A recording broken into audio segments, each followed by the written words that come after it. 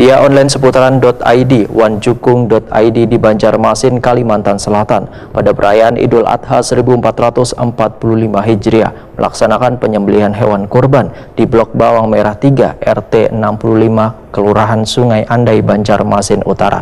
Jelang tengah hari Senin 17 Juni 2024, penyembelihan hewan kurban berupa saikung sapi ini sudah 2 tahun dilaksanakan.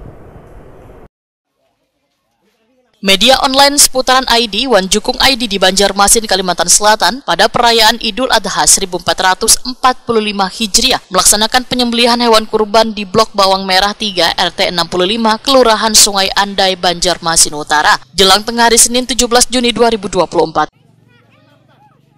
Penyembelihan hewan kurban berupa seekung sapi ini sudah 2 tahun dilaksanakan, tahun sebelumnya di kawasan Cendrawasih, Banjarmasin Barat. Direktur Utama Seputaran ID, Farid Ahmad Wahitakwani Prima TV, menyatakan sangat bersyukur lantaran tahun ini dapat kembali melaksanakan ibadah kurban. Farid Ahmad berharap tahun depan hewan yang dikurbankan bisa bertambah. Menurut Farid Ahmad, ada 100 kantong lebih yang akan dibagikan kepada warga di sekitar yang diharapkan bisa bermanfaat serta menjadi berkah gasan sabarataan.